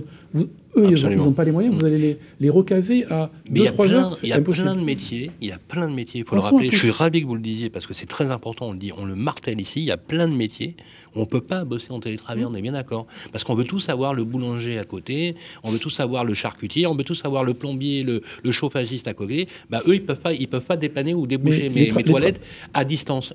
Les travailleurs de première ligne. Voilà, c'est les travailleurs de première, mais aussi le monde hospitalier, bien évidemment. Alors, Olivier Saleron, il nous reste 2-3 minutes, mais je voudrais vous donner la parole sur un sujet qui est d'actualité de la FFB, sur lequel d'ailleurs on va beaucoup relayer, et d'ailleurs je vous félicite parce que je pense qu'il faut vraiment rentrer dedans. C'est les états généraux de la construction que vous allez lancer bientôt. Voilà. Alors, vous avez l'ambition de peser davantage dans le débat public, clairement, hein, je pense que vous avez affiché la couleur, vous en avez parlé d'ailleurs ici même à plusieurs reprises, sur les prises de décision au niveau du collectif, de l'exécutif, mais aussi le rassemblement de la profession. Concrètement, comment vous voyez comment ça va s'arbitrer et comment vous voyez le rôle déterminant que vous allez devoir avoir dans les politiques à venir, en sachant qu'en 2022, il va se passer quelque chose, hein, c'est-à-dire les élections présidentielles. Alors, les états généraux de la construction, en fait, ils ont été pensés déjà il y a plus d'1 an, c'est-à-dire avant la pandémie. Ah, c'était avant la pandémie que vous aviez ça en tête. Voilà, c'était pas le résultat d'une pensée. C'était un projet de mon équipe, c'était un projet de programme, justement, d'agglomérer, c'est un terme du bâtiment, toutes les intervenants du monde de la construction, que ce soit évidemment le bâtiment avec nos amis les TP, resserrer des liens forts avec les TP, ce que nous faisons, ce que nous avons fait, mais aussi tout ce qui est promoteur, chez nous, pour l'habitat, évidemment, la FPI, etc., et aussi tout le monde de l'immobilier, la FNAIM, etc. J'en oubliais beaucoup. Hein. Plus les maîtres d'œuvre, certains architectes qui sont venus avec nous, qui sont très constructifs, eux, parce qu'ils ont bien compris qu'une filière construction, les états généraux de la construction, ça avait beaucoup plus de poids. Alors, ce que l'on a fait, on a travaillé en amont déjà beaucoup au niveau de cette conception de ce qu'on voulait faire et comment on voyait le monde du bâtiment et de la construction les 15 prochaines années. Ça a accouché d'une émission de télé le 15 octobre dernier, animée un petit peu, une façon novatrice pour des gens du bâtiment. On ne nous voyait pas du tout comme ça, en fait. Hein. Donc déjà, il y a une espèce d'image, parce que le bâtiment est innovant. Demain, nous avons notre première journée de l'innovation à la FFB, qui se passe à la station F à Paris. Donc voilà, pareil, tout en visio et en numérique. De montrer que oui, l'intelligence artificielle, c'était dans la construction, dans le monde, etc. Et ça permet aussi de voir que l'on peut agglomérer l'ensemble des secteurs. Tout ça pourquoi ? Pour avoir du poids, hein, c'est clair. Hein. Quand le Premier ministre vient à cette réunion, il dit « Oui, la construction, oui, le monde du bâtiment, du BTP, c'est un des piliers de l'économie et nous allons les soutenir pour que, quoi qu'il se passe pendant la pandémie, vous soyez en fonctionnement à 100%. » Et avoir du poids pour peser sur quelle décision demain ? Alors, je pense qu'en l'année 2020, on a eu beaucoup de poids et on a pesé sur tout ce qui était rénovation énergétique. Par rapport à la construction. Rénovation énergétique. Vous avez vu le... La rénovation énergétique, c'est le chantier du siècle. Hein, faut dire. Mais le 30 juin, quand je fais ma conférence de presse, que je parle de remettre tous les foyers fiscaux dans ma prime rénov', ah non, c'est pas possible. Quand je parle de l'écopropriété, etc., ah non, c'est pas possible. Les propriétaires bailleurs, ah non, c'est pas possible. Les PME, absolument. Et c'est venu. Et finalement, ah mais non, ah ben si, ah ben peut-être. Si on fait pas ça, on est tous morts là. Hein. Donc voilà.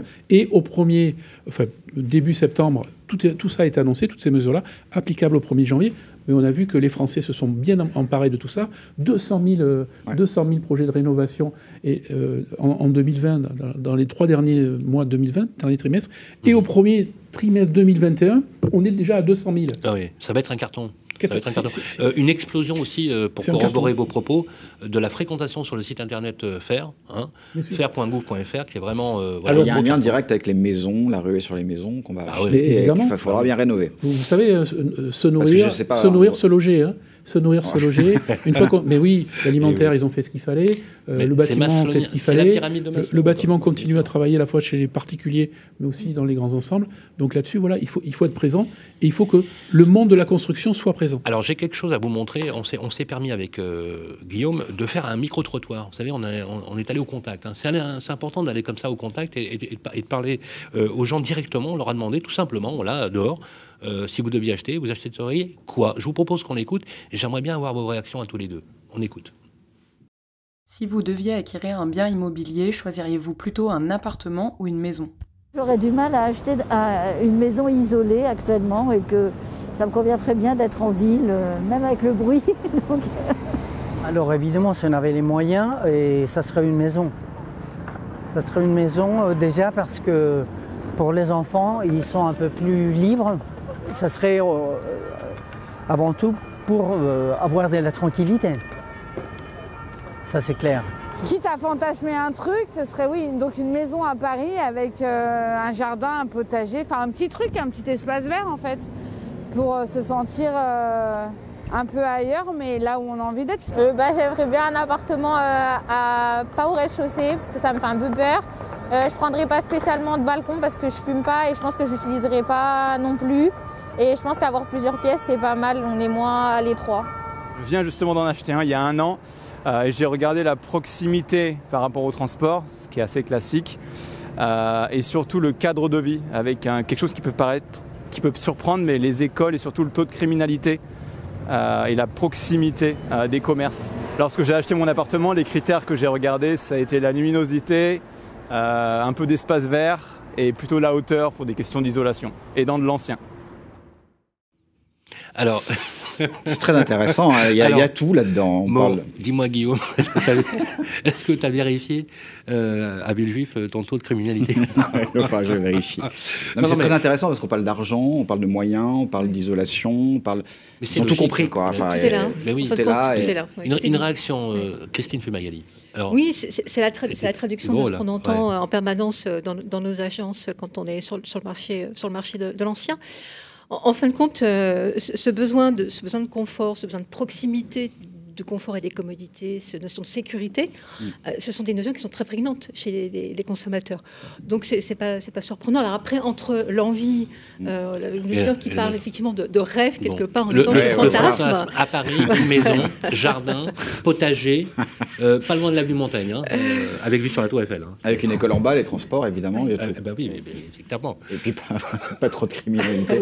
Ouais, mais on parle de pyramide des âges là. Vous avez vu, hein, les plus jeunes. Plutôt milieu étudiant, on veut un appartement à l'étage, etc. Bon, pas de terrasse finalement, parce qu'ils savent très bien qu'ils vont être sur ordi toute la journée, mais ils vont pouvoir aller faire la fête rapidement. Les plus âgés, ils commencent à avoir des enfants ou pas loin, donc ils veulent un peu plus d'espace. Et on commence déjà à parler de la maison. Les quadra-quinca, pareil, une maison avec un petit peu de trucs verts et tout ça pour recevoir les amis, les enfants, peut-être les plus... Et puis les plus âgés, vous avez vu, les plus âgés, ils reviennent en centre-ville. Parce qu'il y a des services, parce qu'il y a le métro, le tramway, ou tout ce qu'on veut. Dans toutes les villes, d'ailleurs, on voit le succès à Bordeaux, par exemple, de la hausse des prix, là où il y a une station de tramway. Tramway, ça fait 15 ans de travaux, mais on voit aujourd'hui les résultats. Tout le monde veut, être très proche, pouvoir, en mobilité, plus facile.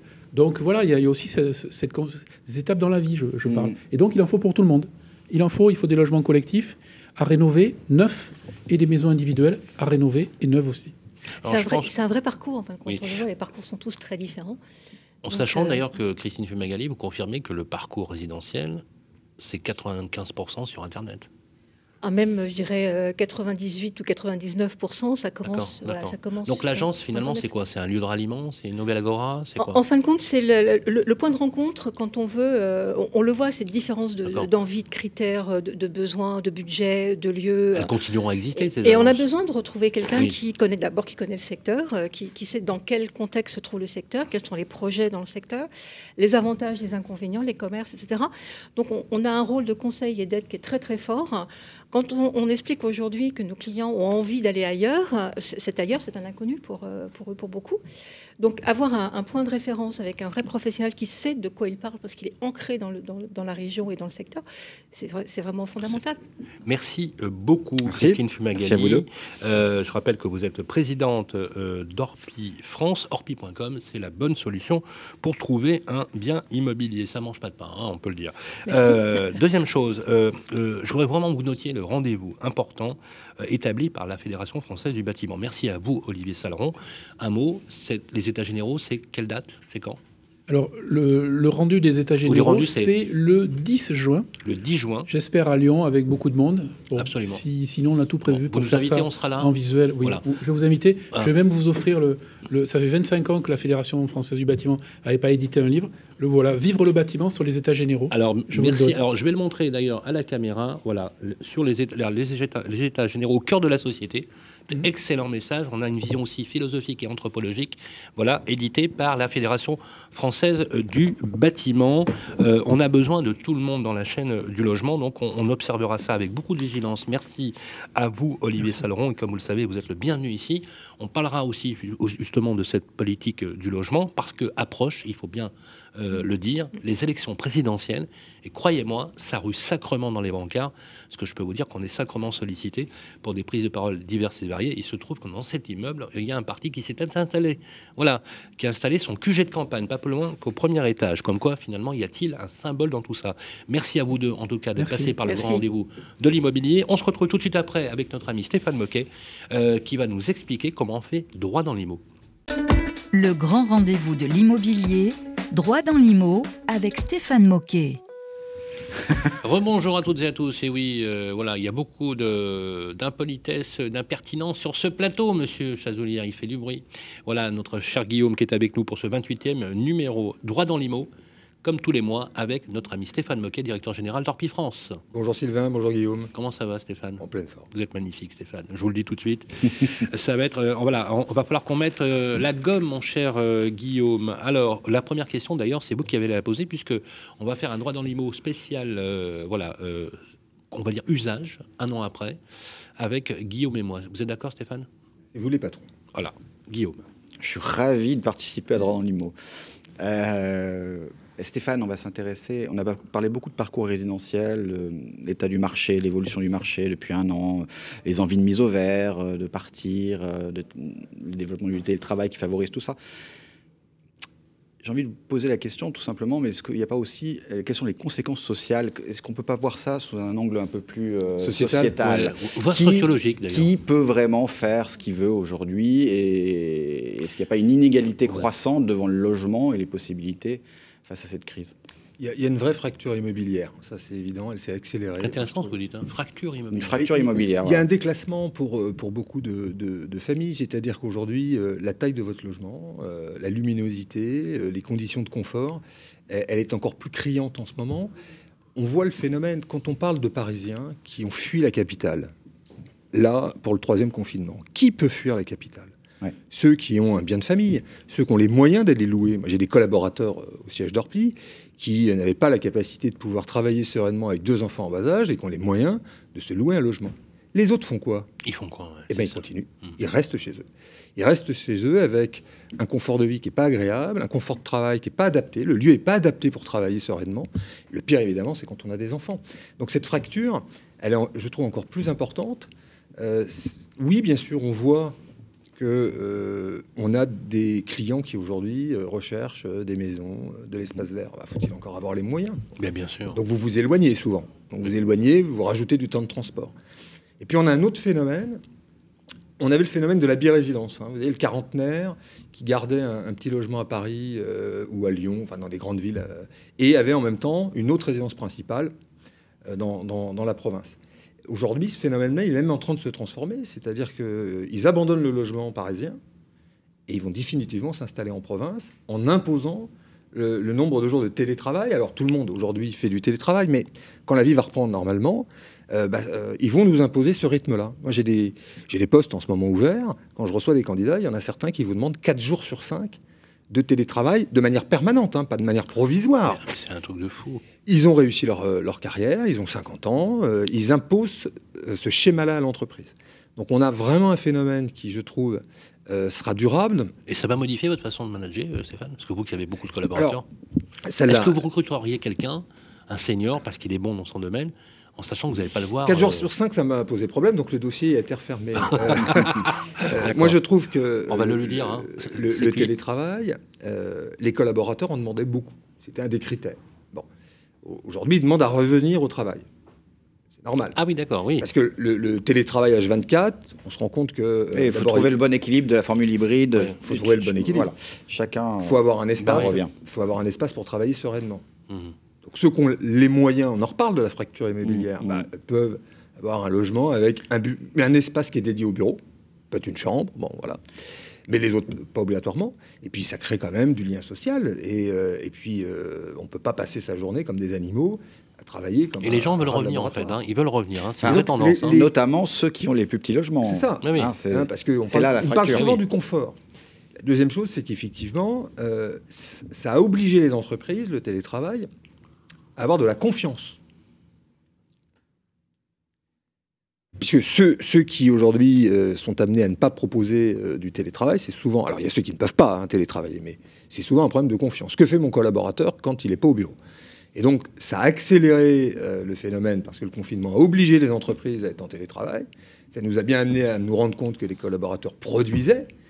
Et donc il y a des secteurs d'activité qui étaient plus frileux, je pense à la banque, à l'assurance, qui aujourd'hui ne pourront pas faire machine arrière. Après, il faut trouver le juste équilibre.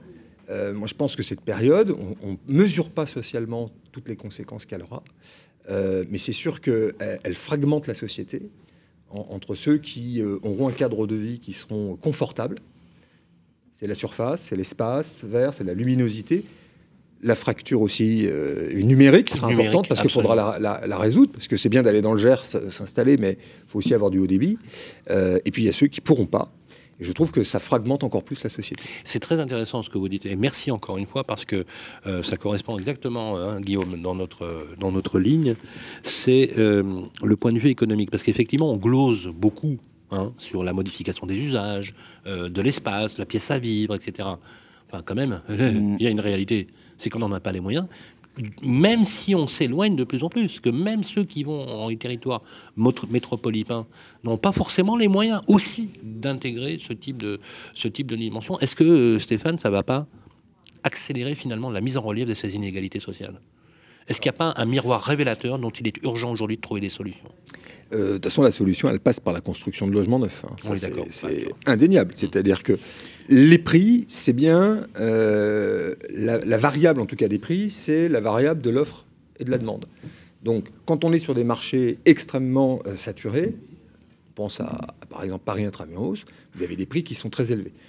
Avoir un bureau supplémentaire dans Paris, c'est 10 mètres carrés. 10 mètres carrés, c'est 100 000 euros. Faut-il encore pouvoir rajouter 100 000 euros dans un projet d'acquisition? Donc ça, c'est le premier enjeu. Le deuxième enjeu, il est les transports.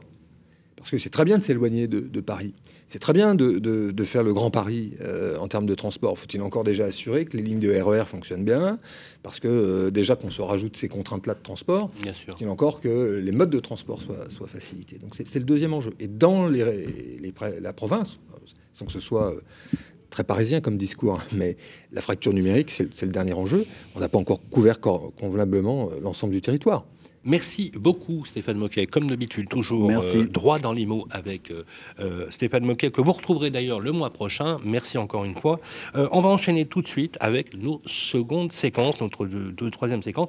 Nous avons le conseil IMO de l'UFC Que Choisir, animé par Gwenaëlle Lejeune. On la retrouve tout de suite après ça.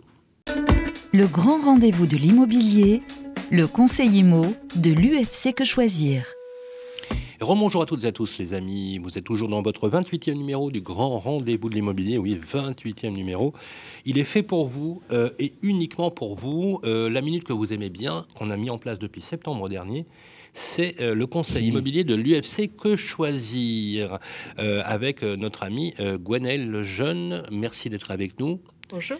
Alors, Guillaume, de quoi nous allons parler avec notre ami Gwenaëlle aujourd'hui? Chaque mois, Gwenaëlle nous parle des pièges, des arnaques qui pullulent dans le secteur de l'immobilier. Allez, les mots ne sont pas assez forts. Voilà, pullule, c'est un grand mot. Non, mais d'autres, il faut rester méfiant. Bon. Et effectivement, qui peuvent nous pourrir la vie. Là, et vous nous parlez des arnaques à la location. Alors, les arnaques à la location. Les fausses annonces, voilà. Sur Internet, hein. Ouais, voilà. C'est un truc de fou. Les fausses annonces que vous pouvez trouver sur Internet. Alors, effectivement, on nous dit en ce moment que le marché locatif se transformerait potentiellement suite à la pandémie.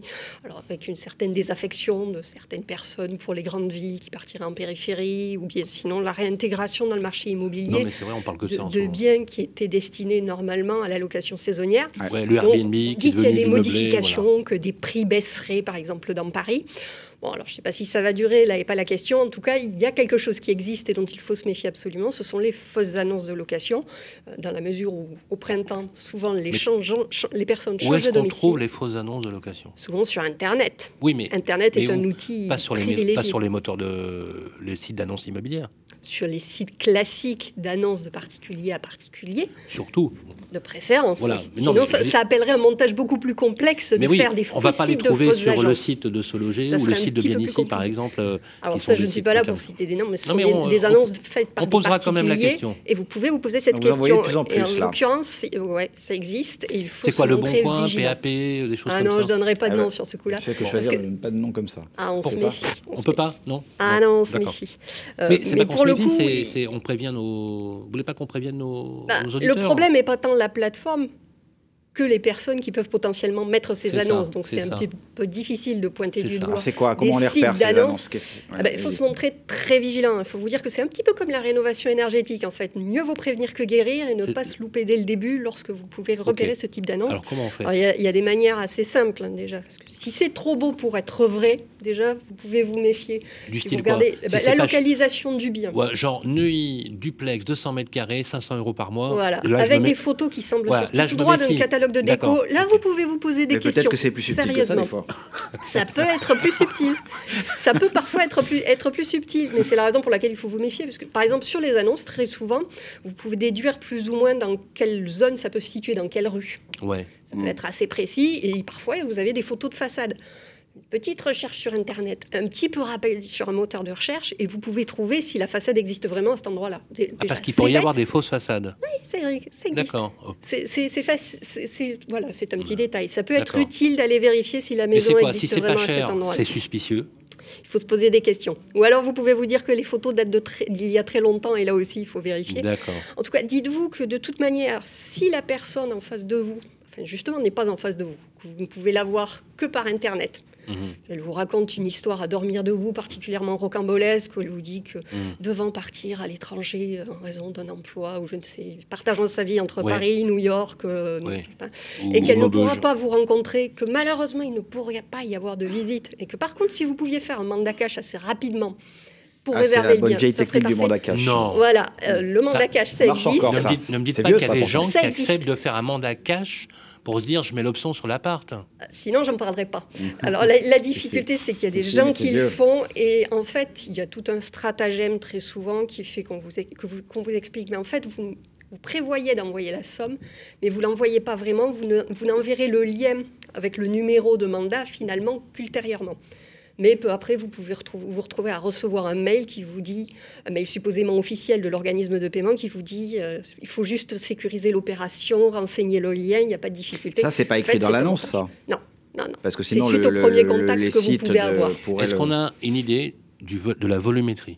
La volumétrie, elle est difficile à déterminer. Par contre, elle existe. On parle de millions d'euros ou de dizaines, de centaines de milliers d'euros? Alors, je ne peux pas le chiffrer, mais l'idée, c'est que déjà, on peut chercher à récupérer des sommes d'argent. Parfois, ça peut être des sommes d'argent assez faibles, mais ça peut aussi représenter un loyer complet, ce genre de choses. Donc, ça peut être des sommes significatives. Ça peut aussi être un moyen de récupérer vos données personnelles. Votre numéro de compte bancaire, ou bien tout simplement, je ne sais pas moi, vos justificatifs d'identité, des justificatifs de revenus, le genre de documents que vous pensez pouvoir donner dans le cadre d'un bail. Et c'est là aussi qu'il y a une question qui est importante là-dessus, s'interroger sur les justificatifs qu'on peut donner et à quel moment on doit les donner à un propriétaire. Que ce soit dans le cadre d'une annonce... Ne jamais donner, on dit à nos amis, ne jamais donner de documents. L'idée, c'est que préalablement à la conclusion d'un contrat de bail, il y a une certaine liste de pièces que vous pouvez donner et celles qu'on ne peut pas vous réclamer de la part d'un propriétaire quel qu'il soit. En amont du bail, on ne peut pas vous demander grand-chose, c'est fixé par un décret de 2005. D'ailleurs, il y aura le lien dans la page qui s'affichera en dessous.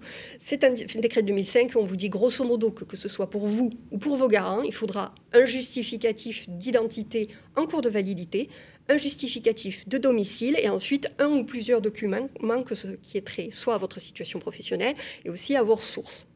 Pas plus. On ne donne pas un RIB, on ne donne pas ce genre de choses.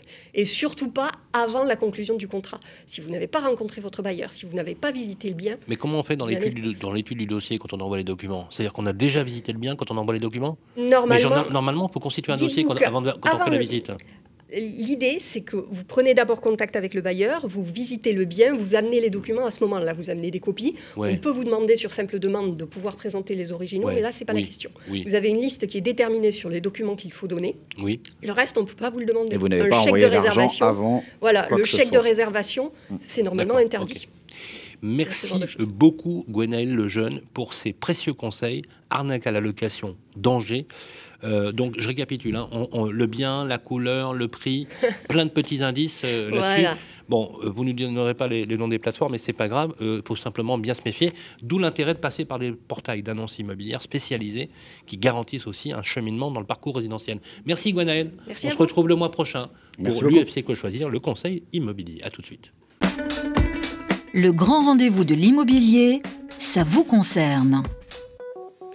Alors, il y a P1, il y a P2 et il y a P3. Voilà, troisième et dernière séquence de Ça vous concerne.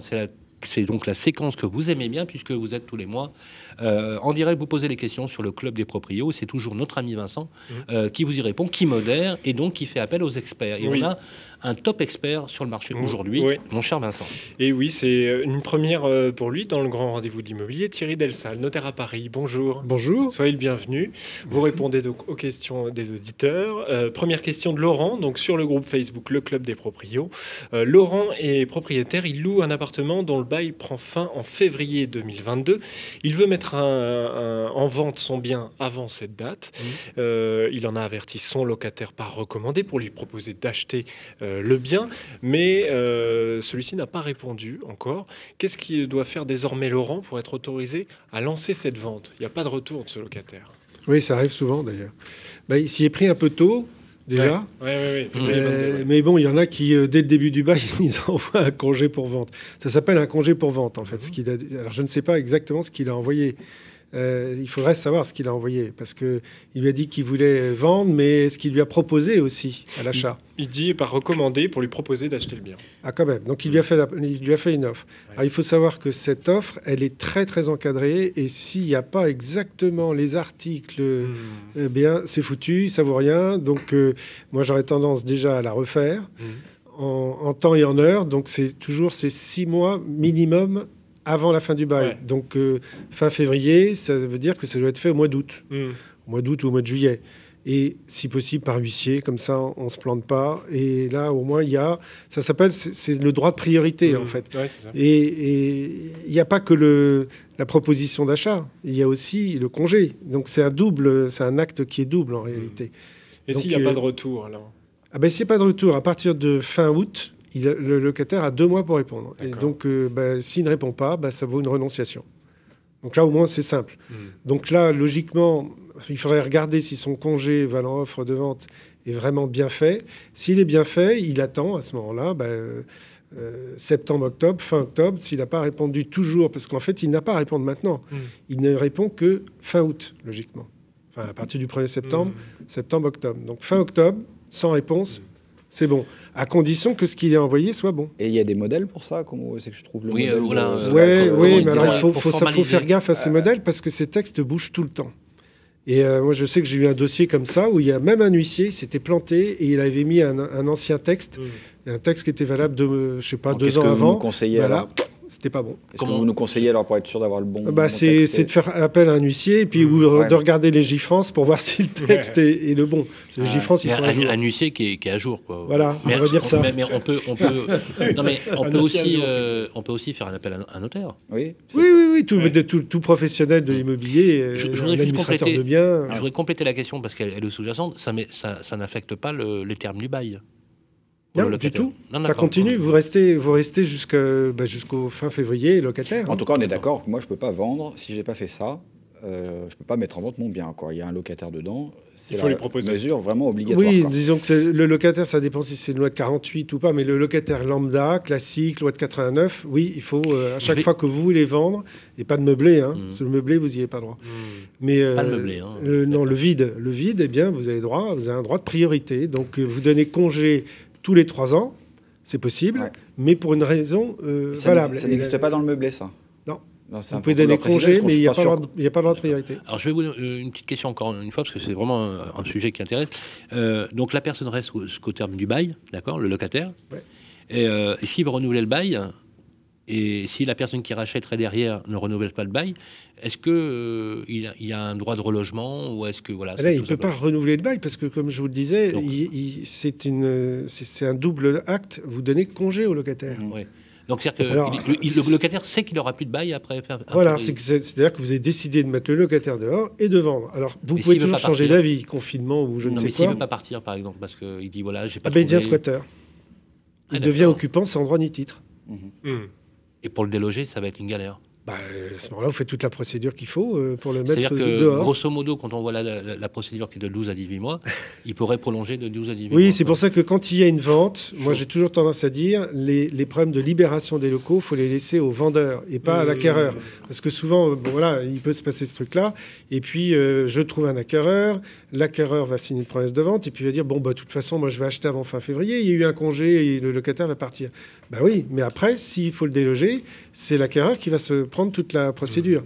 Oui. Vous voyez, donc il vaut mieux attendre que le locataire s'en aille. Il faut attendre que... Voilà, le bon conseil, mesdames et messieurs. Thierry Delsal, une autre question pour vous, posée par Alexia sur le groupe Facebook, le Club des Proprios. Elle compte acheter le terrain de ses voisins. Elle se demande quels sont les frais de notaire à régler sur un terrain nu mais constructible. Comment elle peut juger ça? Moi, j'ai déjà mes oreilles qui s'écorchent parce que les frais de notaire, moi, j'aime pas ça. Non. Pas ici. Ça nous permet de faire un peu de pédagogie sur ce que sont les frais de notaire. Alexia, ne parlez plus de frais de notaire. C'est les frais d'acquisition. Les frais de notaire, c'est qui emploie ça. C'est le gouvernement. Oui, le gouvernement, à chaque fois, certains journalistes aussi. Certains journalistes, à tort, d'ailleurs. Mais effectivement, c'est comme la déclaration d'impôt. Oui, c'est-à-dire qu'en fait, on collecte. On est des collecteurs d'impôts, comme au temps de l'Ancien Régime, on va dire. Mais les frais de notaire, les barèmes des notaires sont exactement les mêmes là-dedans Oui. C'est-à-dire que, à part 4 départements. Il y a 4 départements. Alors, je ne me souviens plus exactement les... Il doit y avoir la Mayenne dedans, dans le Morbihan, et puis peut-être un peu plus exotiques dans les dom-toms, qui n'ont pas augmenté les taxes.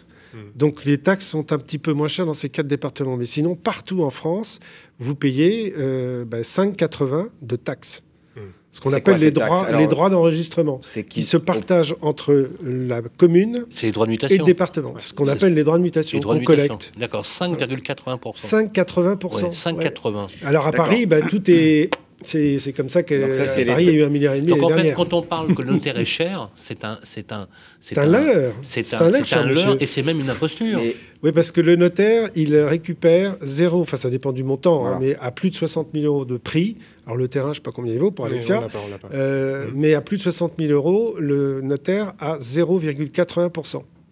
Et si on est 2 notaires, on se partage, donc ça fait 0,40. Et donc, que ce soit un terrain ou un bien... Est-ce que c'est ça la question? Un terrain ou un bien immobilier Même combat. Est-ce que ça se trouve, il n'a pas fait de faute Elle n'a pas fait de faute, Alexa. Elle demandait si les barèmes, les indemnités du notaire, et donc j'évacue les droits de mutation, étaient les mêmes pour un bien immobilier. Oui, il y a une possibilité désormais, depuis qu'il y a une loi qui nous a un peu libéré ça, on a la possibilité de faire des réductions. Mais c'est pour tous les clients, c'est pas au cas par cas, c'est pour tous les clients. On peut faire du 0,10, on peut faire du dumping, du 0,10. Et ce dumping, il peut être fait pendant 1 mois, ou pendant toute l'année, ou pendant 2 mois. Pour gagner ça doit sa être marqué sur le site internet du notaire. Mais voilà, une mise en concurrence entre les notaires. C'est ça. Il y a possibilité de faire du 0,10. Donc au lieu de 0,8, on aurait 0. Il faudrait que le notaire soit tout seul pour faire 0,72. Mais s'il partage, ça ferait que du 0,76. Vous voyez, donc c'est quasi infime comme réduction. Maître Delsal, quand on dit par exemple qu'on a 10% de frais d'acquisition globale des mutations notaires, c'est vrai ou c'est faux? Oui, il y a entre ces 7,5 ou 8%, parce qu'il y a des frais fixes et des frais proportionnels, comme vous avez compris. Il y a du 5,82 de taxes. Il y a du 0,10, c'est également une autre taxe, c'est pour le service de publicité foncière. Vous avez ensuite de la TVA sur nos honoraires. Enfin, vous avez énormément de taxes. La provision, il y a 80 à 85% de taxes. Donc quand on dit 10 points, oui, c'est 8 points, c'est large. Ouais, 8 points, c'est bien. Ouais, 8 points, c'est bien, vous n'aurez pas de mauvaise surprise. Ouais, 8 points, d'accord. Ok, bon conseil, merci. Merci beaucoup Thierry Delsal pour cette première, pour ces questions. Vous reviendrez, j'espère, la prochaine. Avec plaisir. Et nous, on se retrouve le mois prochain. J'en suis sûr. Merci beaucoup et on enchaîne tout de suite avec la fin quasiment de l'émission, puisqu'on n'en est pas loin pour ce 28e numéro. D'ailleurs, on vous prépare quelques surprises dans les semaines qui viennent. Merci, Maître Delsal. À très, très vite. Le grand rendez-vous de l'immobilier. Guillaume Chazoulière, Sylvain Lévy-Valency. Eh bien voilà, c'est toujours un peu triste, mais c'est la fin de ce 28e numéro. Merci beaucoup de votre fidélité pour ce grand rendez-vous immobilier. Je rappelle, il est fait pour vous. Merci à l'ensemble de nos invités, nos experts, des équipes de Radio Imo et bien sûr nos partenaires de Capital qui ont bien sûr préparé cette émission. Nous vous donnons rendez-vous en mai prochain, exactement le 21 mai à 18h05, un grand numéro spécial pour l'avant-dernière de la saison, mon cher Guillaume. L'avant-dernière, et ça sera le 29e numéro. Absolument. On fêtera après le 30e. On parlera donc au mai prochain, on vous donne rendez-vous avec la loi climat. Loi climat qui sera sûrement encore en cours de vote au Parlement, mais on approchera de la fin et on pourra voir en quoi elle pourra avoir des conséquences sur les logements, sur les mises en location, sur les rénovations.